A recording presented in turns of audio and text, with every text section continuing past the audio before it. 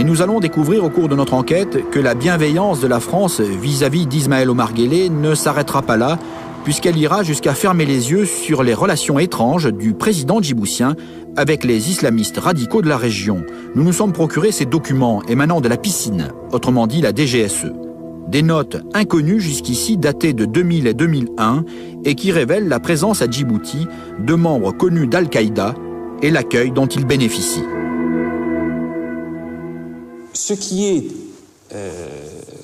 troublant, c'est que nous savons aussi que les services français ont parfaitement connaissance du fait que Djibouti est une base arrière qui accueille des islamistes terroristes qui vont réaliser un certain nombre d'attentats anti-occidentaux et anti-français. Il y a des notes qui en attestent. Il y a des notes qui en attestent, et l'implication personnelle d'Ismaël Omar Guelleh comme étant accueillant envers ces mouvements terroristes est avérée. Ce rôle trouble joué par Ismaël Omar Guelleh n'est pas nouveau. Alors qu'il est chef de cabinet du président de la République de Djibouti en 1995, il reçoit au sein même du palais présidentiel un certain Aynan al-Zawahiri qui deviendra l'idéologue de la nébuleuse Al-Qaïda. Jusqu'ici, la France n'a pas réagi. Si récemment les Américains ont dit ouvertement leurs soupçons, les Français se taisent alors que tout ce qui se passe à Djibouti ne peut leur échapper. Djibouti, c'est une plaque tournante de tous les trafics. Pire encore, vous avez vos yeux là-bas, les forces françaises stationnées à Djibouti, qui sont là, qui observent, qui écoutent et qui transmettent. On a même les oreilles. Vous avez les grandes oreilles à Djibouti. Mais la transmission va dans un sens seulement. Elle ne revient pas par la suite. Il n'y a plus de décision. Pourquoi? Y a-t-il des gens qui sont impliqués dedans? Depuis quelques mois, la juge Clément explore une piste jamais suivie jusqu'ici et qui pourrait être un mobile à l'assassinat du juge Borrell. Un trafic de matières nucléaires partant d'Éthiopie vers des pays arabes via Djibouti. Du matériel nucléaire à Djibouti, Bernard Borrell en est informé quelques semaines avant sa mort. Bernard, un jour, est rentré à la maison avec le sourire et il me dit « Tu sais pas ce qu'on m'a proposé aujourd'hui ?» Mais il était aussi stupéfait qu'amusé et il me dit je lui dis « Non, eh bien on m'a proposé de l'uranium enrichi. » Alors bon, moi à l'époque, l'uranium enrichi, je lui dis « Ah bon, mais pourquoi faire ?» Il me dit « Mais non, mais c'est pas pour moi, c'était pour proposer à mon ministre. » Ah bon, je dis « Qu'est-ce que tu as fait ?» Je suis allé voir mon ministre pour le lui dire. Et qu'est-ce qu'il t'a dit? Il s'est mis à rire et il m'a dit, le jour où j'aurai besoin de ce produit-là, c'est pas à vous que je m'adresserai. Dans les rares documents soigneusement cachés de Bernard Borrell, il y a une note où il est question de mercure rouge, d'uranium et de sociétés européennes travaillant dans ce secteur sensible.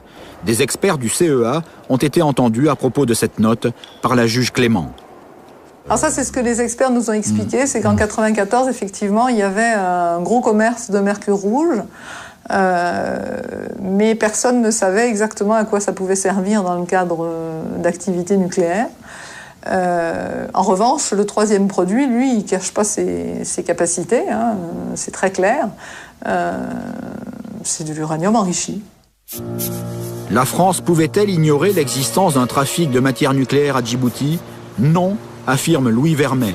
Son service de renseignement, le 2e bureau, a lui-même été approché. Est-ce que vous avez ce souvenir-là de l'existence de ce trafic? Oui, tout à fait. Je me souviens, c'était, je pense, fin 1994. On a fait remonter une information concernant une personne qui était venue nous voir et qui nous avait offert carrément des composants d'armes nucléaires, ou des choses comme ça. Donc on avait simplement fait remonter l'information, mais sans plus, parce que les histoires de trafic, c'était pas notre pain quotidien. Bien sûr. C'était plutôt l'affaire du service de coopération internationale de la police. Ouais. Ces gens-là, c'était plutôt leur affaire. Donc on a fait remonter au niveau de l'ambassade, et ensuite vers Paris. Quoi. La piste, elle est là, elle existe. C'est une piste qui doit être explorée à fond, mais elle est sérieuse, de toute évidence. Parce que cette piste aurait pour point de départ l'Éthiopie, nous partons en janvier dernier vers Addis Abeba. Nous comprenons très vite qu'il nous sera impossible d'obtenir la moindre information officielle sur un trafic de matières nucléaires dans cette région de l'Afrique, sujet tabou. En outre, nos préoccupations journalistiques sont aux antipodes de celles des habitants d'Addis Abeba. Dans cette ville de 4 millions d'habitants, l'espérance de vie ne dépasse pas 42 ans. C'est de survie qu'il s'agit pour ces hommes, femmes et enfants, tenaillés par la faim et dont l'espace vital est dévoré par les voitures et leurs gaz d'échappement. C'est pourtant parmi ces petites gens, un peu par hasard, que nous allons trouver les informations que nous sommes venus chercher. Un Djiboutien connaît quelqu'un qui possède ce type de matériel, nous dit un de nos contacts sur place. Quelques jours plus tard, rendez-vous est pris avec ce Djiboutien. Nous approchons en caméra cachée et nous découvrons un petit bonhomme comme il y en a des milliers dans les rues d'Addis Abeba. Maigre, presque édenté, portant des vêtements sans âge, bref, insoupçonnable. Nous sommes accompagnés d'hommes de la bonne tribu, des hommes qu'il respecte. Mis en confiance, il accepte de nous parler. Je vais me concerter avec mes amis. S'ils sont d'accord, vous pourrez voir les documents et peut-être le matériel. Mais je ne suis qu'un intermédiaire. Ce n'est pas moi qui possède ça. Il faut bien que vous sachiez qu'on n'est pas des terroristes. On vend ça seulement pour manger. D'accord. Nous, on est prêts à se déplacer. 2 jours plus tard, nous apprenons que l'homme qui possède le matériel accepte de nous voir. Nous nous retrouvons dans un quartier populaire de la capitale éthiopienne. Notre premier interlocuteur djiboutien est là et nous guide vers une chambre dans un immeuble modeste. L'homme qu'il nous présente est éthiopien, il est apeuré. Oui, il possède du matériel radioactif. Non, il n'est pas stocké en ville. Il cherche un acheteur, mais ce matériel est très loin d'Addis Abeba, depuis qu'une tentative de vente a échoué en 2001 à Djibouti. Cette affaire était tellement sérieuse qu'on en a discuté avec l'ancien président de Djibouti, Hassan Gouled, et un de ses neveux. C'était il y a 6 ans environ, et on leur avait fourni une disquette. Quand ils ont vu ça, ils nous ont dit « ça a l'air sérieux, on a des contacts avec des Yéménites et des Français et ça peut les intéresser ». Finalement, on a refusé de leur vendre. J'ai failli mourir pour ça, ajoute-t-il, en nous montrant une énorme cicatrice sur le ventre. Il nous demande la plus grande discrétion et promet de nous rappeler. Nouvelle attente de 48 heures, nous avons peu d'espoir. Pourtant, un nouveau contact est établi. Nous devons nous rendre au petit matin dans un autre quartier d'Addis Abeba. Une demi-heure de trajet dans la ville qui s'éveille, puis l'arrivée dans une rue calme. 2 hommes nous attendent. Allô.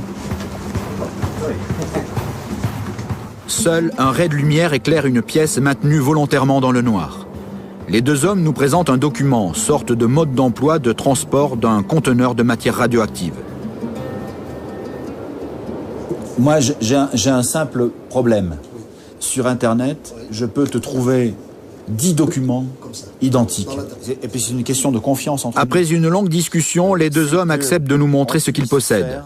Convaincus que nous pourrons leur trouver un acheteur, ils oublient que nous sommes journalistes et nous autorisent à filmer. Et là, nous découvrons un conteneur, couleur laiton, dans une valise en acier, avec des précisions sur ce qu'il renfermerait, du plutonium-239, hautement radioactif, extrêmement dangereux. Impossible d'ouvrir pour vérifier ce qu'il contient, évidemment, et donc de savoir si cet engin est authentique. Nous avons à peine le temps de lire les inscriptions sur le conteneur que les 2 hommes nous demandent déjà de repartir en nous disant « Trouvez quelqu'un qui nous débarrasse de ça, s'il vous plaît ». Plus tard, notre intermédiaire djiboutien nous révélera connaître à lui seul au moins 6 engins radioactifs dans les environs d'Addis Abeba, tous différents. Il accepte même de nous en montrer un sur une photo. Un engin dans un caisson militaire portant des étoiles, signe de l'URSS, et sur l'étiquette une précision, acétate d'uranium. Sur ces indications, nous pourrons dessiner un autre conteneur en plomb, renfermant notamment du mercure rouge, de l'uranium et du neutrogène, qui seraient en ce moment stockés dans un coffre près du port de Djibouti. Un Français était très intéressé, voici quelques années, avant de disparaître sans explication. Djibouti reste la destination naturelle pour qui veut vendre dans la corne de l'Afrique. La route unique qui relie l'Éthiopie à Djibouti est le meilleur exemple de ces échanges permanents. Sans aucun contrôle, des centaines de camions surchargés font le va-et-vient entre les deux pays. Rien de plus facile que de faire transiter des produits les plus sensibles soient-ils vers le port de Djibouti, voie royale pour les trafiquants de tout poil depuis des décennies.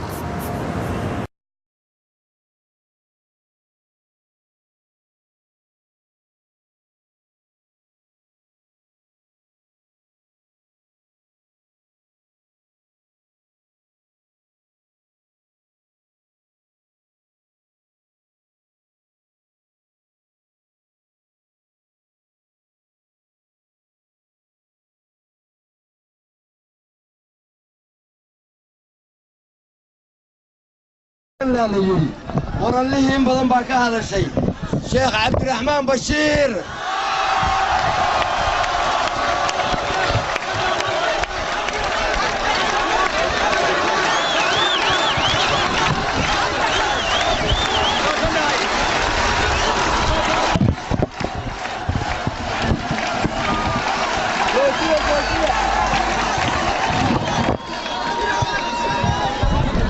بسم الله الرحمن الرحيم الحمد لله رب العالمين الصلاة والسلام على رسوله الأمين وعلى آله وصحبه أجمعين السلام عليكم ورحمة الله هيا هيسدقيسنا هلا أمسيا ومهمة إني شغيا إلهي قرآن كي سوحو كيري وإذا خاطبهم الجاهلون قالوا سلاما رجع عيتما يا وحنا كلنا هي نبتقليو أنكم ما عيتمين وإذا خاطبهم الجاهلون قالوا سلاما وإذا مروا باللغو مروا كراما وها عجيبة وها ويه وذاد با هذلي أو وذاد دعي وها لنا هي كوي قدافي ولا جريبة ويدون تنديتو وذاددي بن علي للصعدي ولا واي وذاددي مبارك للصعدي ولا واي wadaadadii xaqa la socday weligoodna way jirayaan weligood yaallahooda annaku weligayba waan jiranaysha ilaahay xaqaa nagu adkeeyo raggaa aan dooranayna hadday xaqa ka weecdaan waan u sheegi doonaabu kama cabsoon doonna insha allahu tacaala kuwa iminkana waan u sheegnay wayna diideen markaa baan odhanay waanni diidnay waxaan raacaynaa ESN okay taasi way dhan tahay halkaa ii dhig arrin labaad baan inii sheegayaa walaalayaal waxa cajiiba waxa weeye وحياب لو وحويه تاريخ ده ما لجوجين كرا لما جوجين كرا أدعية ده ما لآسي كرا لما آسي كرا هو ده ما لقرين كرا لما قرين كرا حق ما لآسي كرا لما آسي كرا وي بلامتي وحي كبلامتي مدني مدى ESN بي كبلامتي وحاسي بلا بالراد باسي بلودي وحاسي بلودي الراد باسي بلودي وحا كدبا يمد ESN با كدبا يمتي وحا بركي وداددي ودنك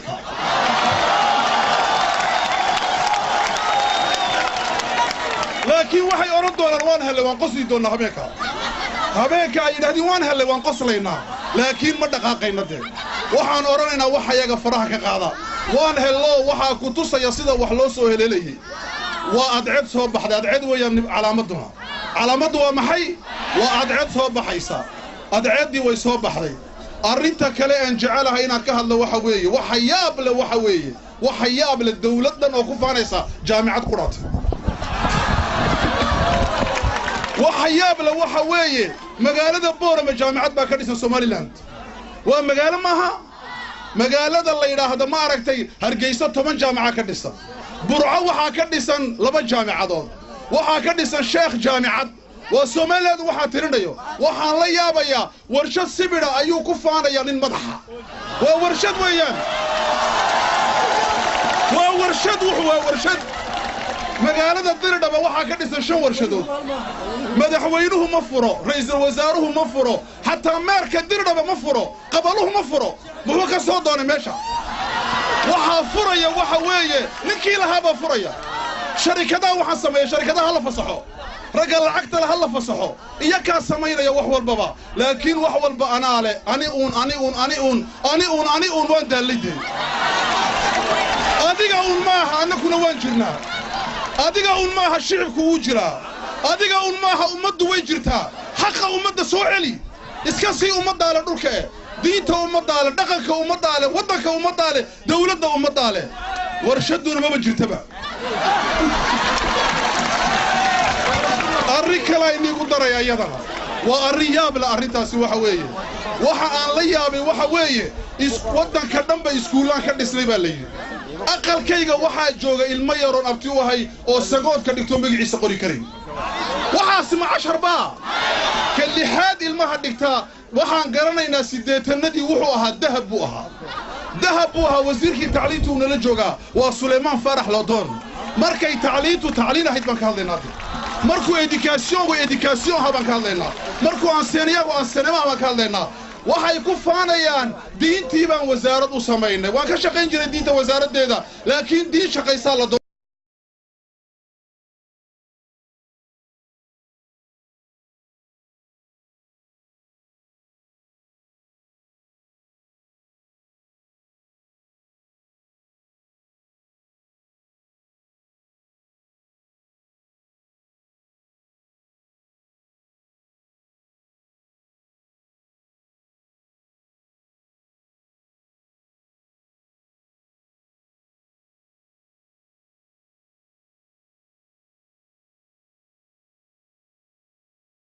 waayo 36 sannadood xeerar erbeebe isla ekaysiisay oo doorasho kasta markay dhacdo meesha looga soo dhaca xeer cusub u samaystaan ay ku awdaan ayaan annagoo sidaa u og waxaan dareennay shicibkayagu maanta inuu butaacayuu xeerna hor joogsanayn sidaa xeerarkaa jaban baan doorashada ku gallay maanta waxaan ku kari la'anahay xeerarkii ay dejiyeena dhaawacnaa inay ku socdaan baan ku kari la'anahay waxaad ogsoontihiin ee xashadu siday u dhacday eega waa dhowr shay oo kooban oo maalmahanka u dhacday ta koobaad idaacadda iyo telefishanka dharka dooggiihii markuu ka dherga wixiin baaqi ah kooxaha yaga mucaaradkaa nusnusna noo duuray oo na noo qaybiyaayo ogaada ma eexasha mise eexasha maaha waa arrinta labaad waxaa dhacay jimcihiinna soo dhaafay culummada laga hadlayaa culummadii erbeebeeda waad maqasheen jumcaha kolkay khudbadeeyeen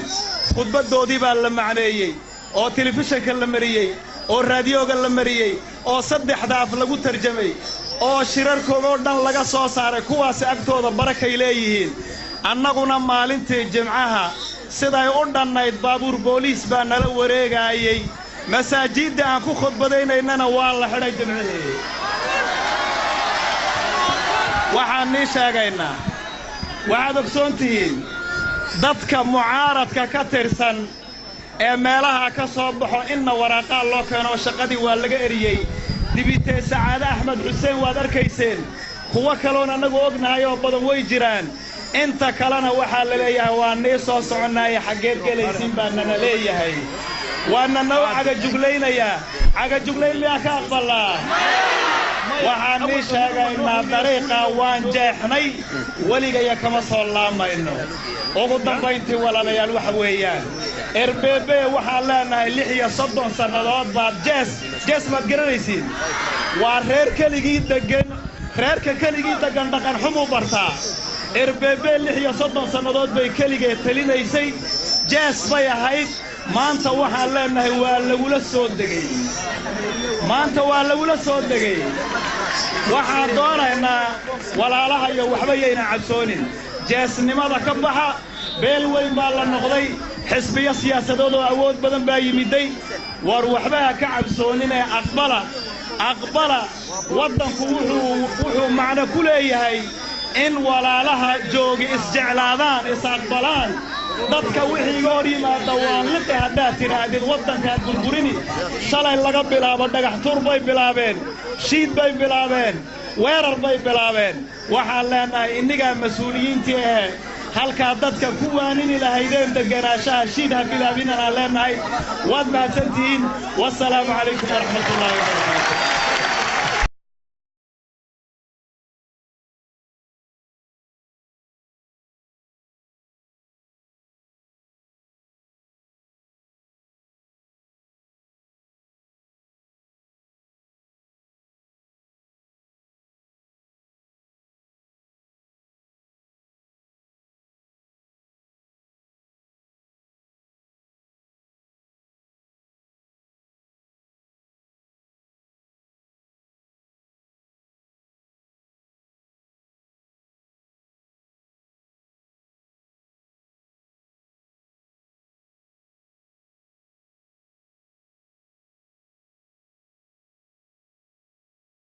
iskuul uu dhigtaa laakiin suutiyaa ma haysto suutiyaa ma u samayn kari lahayd siduu u fikirayey habeenkii sabaaxeeyey oo salaada subax yimiday isagoo 20 jira salaadii subax baa gaboojisay oo ka dhigtay inuu soo jeedo humuumta ummadiisa inuu xambaaro ma aha shabaab calooshiisa la ciyaara cuwaaftiyo qadadiyo quraaciyo cashada iyo maaqdo je besoin d'argent mais agoontu ka fikiraya jaarkiyo muslimiinta tabaalaysan buu ka fikiraya marmarka qaar siduu garkiis ku jiidayay buu garkii cadaaday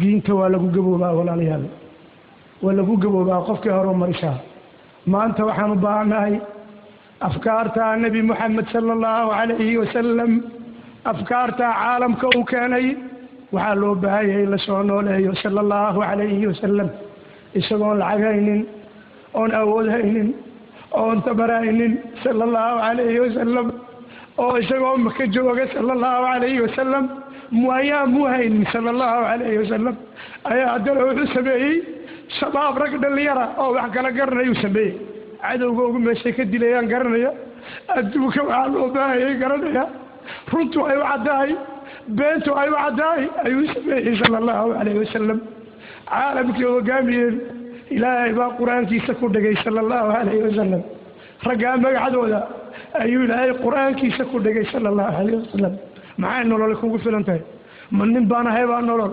20 jir baana hay saariyo siwaal baan qaabtaa ma qiimaha nolol ma aha nolosha waa inaad macna nolosha waa inaad macna leedahay nolosha waa inaad xambaarsantahay waa inaad wax sido nolosha waa inaad wax daadahaynayso nolosha waxba la daadaheeyaa afkaar iyo mabaadii baa nolosha la daadaheeyaa qofku wax buu daadaheeyaa nolosha rag iyo dumar wuxuu doonay ha ahaado waa noolahay nolol baa sallallahu alayhi wasallam kimis ingiriisan buu ka cunay marmarka qaar bilaa qorax uu ka ahaa marmarka qaar bilaa qadu ka ahaa marmarka qaar bilaa cashu ka ahaa maalin buu bilaa qadiya bilaa qorax iyo bilaa cashaa laba maalmood buu bilaa qorax iyo bilaa qadiya bilaa cashaa saddex maalmood buu bilaa qorax iyo bilaa qadiya bilaa cashaa haddana cabasho lagama maqlayn dadku tujinayay uu khudbadaynayay khudbadu uu akhriyo afkaartii mabaadiida ku jirta ayuu isagu ku dhaqmayay isagoo gaajoonaya sallallahu alayhi wasallam غزوة الخندق أيو دفيسك قضي دقح بالا جبين كري واي والله يا صلى الله عليه وسلم على شو كحدي دقح على شو كحدي قويسي مركز دقح جبين يا إسقوا قاجونا يا مركز ولاي الله أكبر فتحت الروم الله أكبر فتحت قسطنطينية صلى الله عليه وسلم صلى الله عليه وسلم شباب سميو شباب صوصاري عليه الصلاة والسلام markaad aragto shabaabka walaalaha ee barjeen iyo gidaarada fadhiya ee ilkii ay soo daateen ee timii ay cadaadeen ee kalxamii ay soo baxeen ee joobkoodii u dhammaaday ee wakhtigoodii u dhammaaday ee tacliintoodii ay duntay ee mustaqbalkoodii u dumay ee masaajidkii hor yaallo ilbaxnimada gurigii ilbaxnimada markaskii ilbaxnimada jaamacaddii ilbaxnimada nebi maxamed halkii uu ka tegay sala allahu calayhi wasalam ka gaajoonaye ee ka aradan markaad u fiirsato waad ooyeysaa masaajidka dhexdiisaad ku ooyeysaa murugaa ku qabanaysaa ceel biyo macaan ay ku jiraan oo biyo macaan ay dhaamiyeen durdur burqanayo oo biyo macaana ayay shabaabkii ag fadhiyaan way ka gaajoonayaan masaajidkii ilaahay oo cilmi la akhriyo cilmigii ugu weynaa uu dhex yaallo ayay ka gaajoonayaan subxaana allah subxaana allahi subxaana allah subxaana allah walaalayaal nabi maxamed calayhi salaatu wasalaam afkaartaa uu inoogu yeedhay mabaadida uu inoogu yeedhay islaamnimada iyo diinta uu inoogu yeedhay ayay dadnimadaynu ku jirtaa taasaan ku badbaadaynaa wax kale kuma badbaadayno mawjada caalamka socotee loogu talagalay shabaabka in lagu hooyay ku tagaan sidaa imise dhalinyaro reer jibuutiya sidaa ku dhimatay imisuu sidaagii maanta hayaa 20 jir imise habloodoo yeelanoo reer jibuutiya ayuu helay nin sidaani oo uureeyey oo iyagoo sidaala uureystay iyagoo sidaala imise habloodoo reer jibuutiya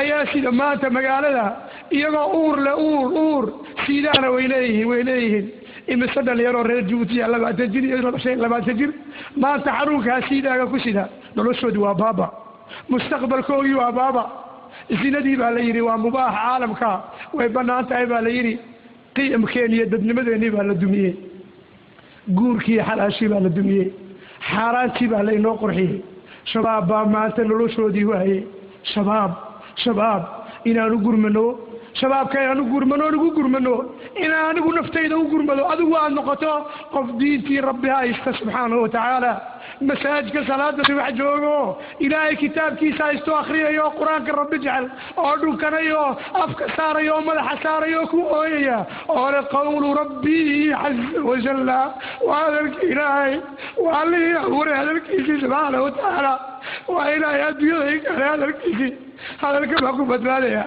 waa in la helo shabaab salaatulfajri qur-aanka haysta oo le kan baa ku badbaadaya anigu kan baa ku dhimanaya ilaahay kan buu igu keenayaa dunida caza wajalla halka hees iyo tuweys iyo qudhan iyo saqaaj lagaga ooyayo fajriga afarta adigoo masaajidka jooga inaad ku oydo ilaahay kitaabkiisa caza wajalla waa sidaa maanta ku badbaadayno si kale kuma badbaadayno waxaan ku badbaadaynaa kitaabka rabbi oon haysano caza wajalla dadnimadeena ku jirta waa mawjad caalamku waa mawjad la furay waa mawjad waxaa loogu talagalay inay cid walba qaado cid walba adigoo shabaabo curdina ayaa xanuun baa kugu dhacaya noloshaadi baad ku tegaysaa qowlka rabbi baan ku badbaadinaa subxaana watacaala inaan haysanoon akrinoon ku oyno suuratu lfaatixa suuratu lbaqara suuratu ali cimraan suuratu nisaa suuratu lmaa'ida suuratu lancaam ilaahay qur-aankiisaaba nin buu kaa dhigayaa nin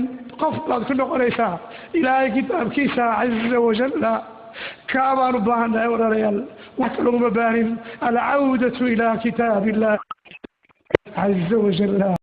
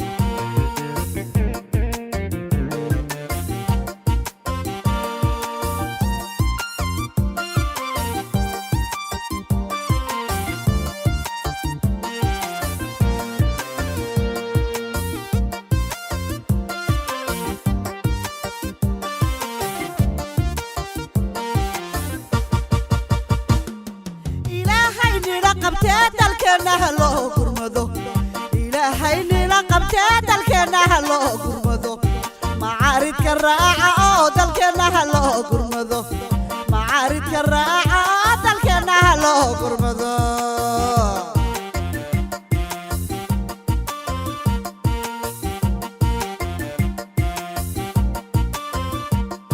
معارض كوا أوداني وحكا لما هيا عدو مالكنا ورقي باي والنوغو سباينيان معارض كوا أوداني وحكا لما هيا عدو maalkeena wareegay bay war noogu samaynayaan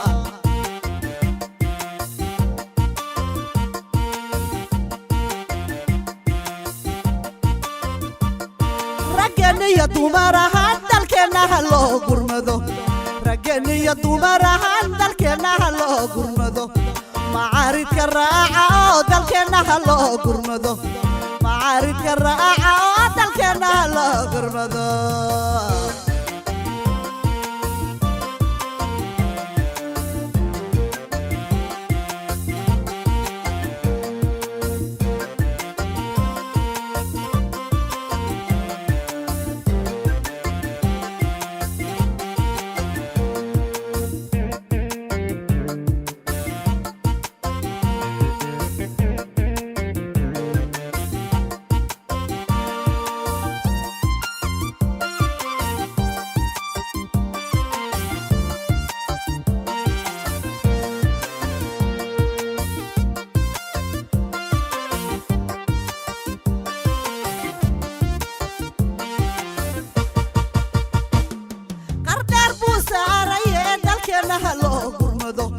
qardheer buu saarayee dalkeenna ha loo gurmado macaaridka raaca oo dalkeenna ha loo gurmado macaaridka raaca oo dalkeenna ha loo gurmado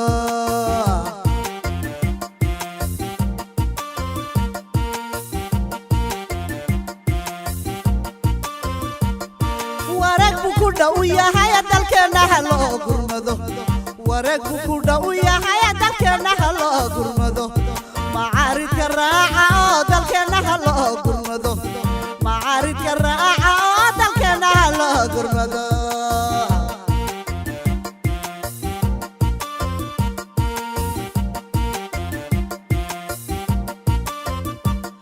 dariiqa mugdiga ka baxa dalkeenna ha loo gurmado dariiqa mugdiga ka baxa dalkeenna ha loo gurmado macaaridka raaca oo dalkeenna ha loo gurmado macaaridka raaca oo dalkeenna ha loo gurmado